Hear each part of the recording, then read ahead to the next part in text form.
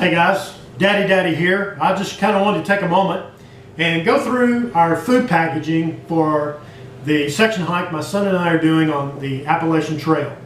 We're going to start at Standing Indian Gap, actually Deep Gap, and work our way around all the way to the Nantahala Outdoor Center. We've got 4 days, actually 2 half days and 3 full days to do all of that. And obviously food is a big part of that. So I kind of wanted to walk you through what our choices have been and how we're packaging our food and the decisions that we've made. Now, obviously, the types of food that you pack will may be different from what we do. I have certain dietary issues that I need to be aware of and take precautions with.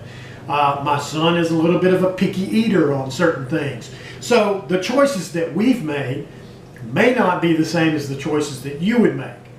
That's kind of the fun part of packing all this stuff and doing the planning part for these section hikes, for these long hikes, is getting into the minutia of what foods do I get, what foods do I eat, what do I pack, what do I not pack, how do I package it, all that kind of stuff. So, with that being said, this is how we set ours up. Each day basically is contained within a gallon-sized Ziploc. The food that my son and I each will consume that day.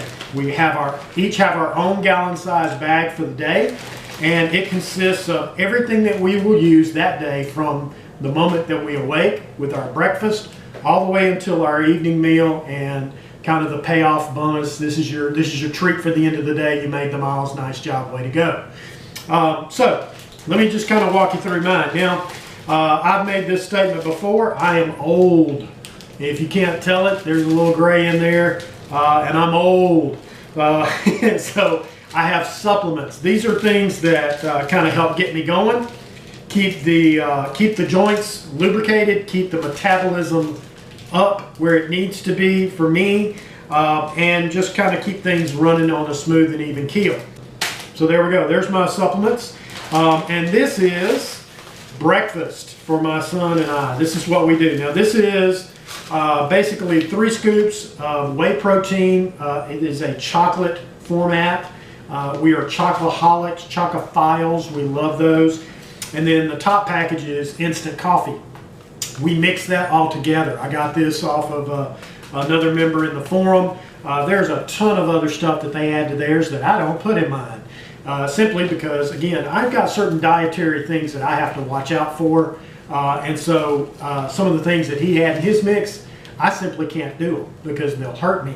And I'm not doing that. So, you know, real simple. We take a little bit of water, throw the coffee in there, mix that up. And by the way, we do this cold. Yes, we're real men. We drink cold coffee. But we do that, mix that up cold, and then we put the whey protein in, add the rest of the water, shake it up, and we're ready to rock. And this is something that is packed mega full of protein and that kind of stuff. So we're really starting the day high energy load. So that's our breakfast. As we go through the morning, about mid-morning, we're going to be looking for a snack, or if we feel like we want a snack, then we're into my homemade trail mix. Now this has been the kind of the big payoff for my son and I, and really our whole family. This is a mixture of dried mango, dried pineapple, dried blueberries, yogurt-covered vanilla and strawberry yogurt-covered raisins. We have the puffed snow peas. I don't know exactly. I think they air puff those or whatever. At least I hope they air puff them because that sounds a whole lot more healthy than fried. But really, who cares? Those things are awesome. There's 2 different flavors. That's about a 6-ounce package. Now that may not seem like a whole lot, but there is a huge amount of calories in there. And quite honestly, this stuff is really, really filling. We have shelled and the shelled pistachio nuts. Then we get into lunch, and what lunch consists of is several things. We have a tortilla. We have a couple of packs of crackers of 2 different varieties. Then we also have spam. Gotta love spam. A little bit of spam, and then a choice of candy bar, whichever one we choose to do at that point. It really doesn't matter. We went that route because, quite frankly, my son and I We're doing a huge amount of calories and protein in the beginning. This stuff is full of calories and protein as we go. Even hiking, when it comes to lunchtime, we're really just, it's hard for us to eat. That is lunch. Then mid-afternoon, we can do the other candy bar if we feel like it, or we can save it for later. Once we get into camp, then we're into our dehydrated meals. Just what it sounds like. We took a box meal. In our case, we do hamburger helpers. They're really simple. You'll notice that I've got these. There's actually a manila envelope inside there. What we have found in the past is when we dehydrate those meals, most of them have a noodle component of some type.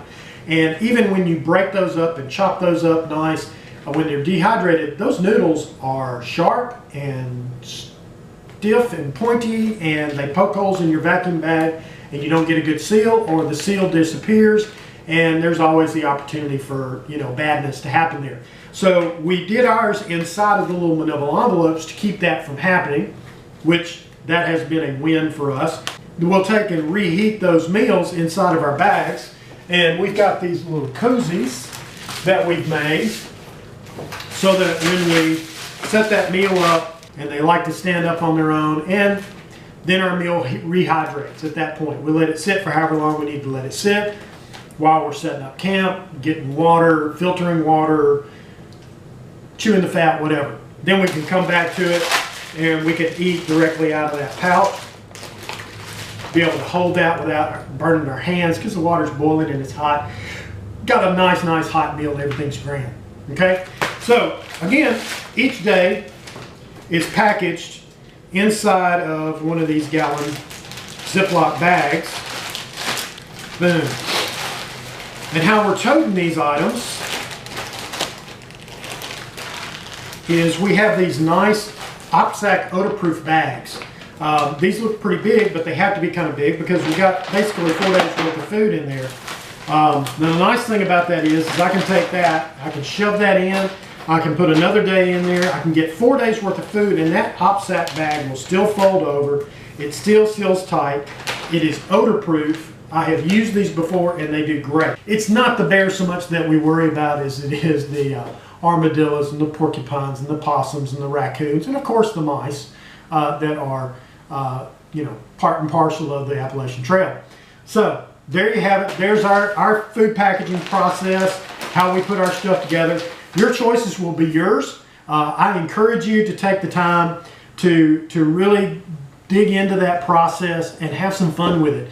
That has probably been one of the more enjoyable parts of the planning process that my son and I have put together. And he's been in this thing every step of the way. I have made sure that his voice is heard, his opinion is heard on everything. But, you know, honestly, the hour that he and I spent at the grocery store, literally walking up and down, perusing the aisles, and brainstorming ideas on things that we can eat was fantastic. It was just a great opportunity for he and I to bond over it, for him to see what my thought process is, to get what his thought process is, and each of us has buy-in on it. All these things that we've put in here are things that we like, things that we'll eat, things that we won't get burned out on, things that we enjoy, and you know, it's been a great process the whole way. I encourage you to do the same thing. Hope you guys have a great deal of success with it just like we have, and hope to see you on the trail.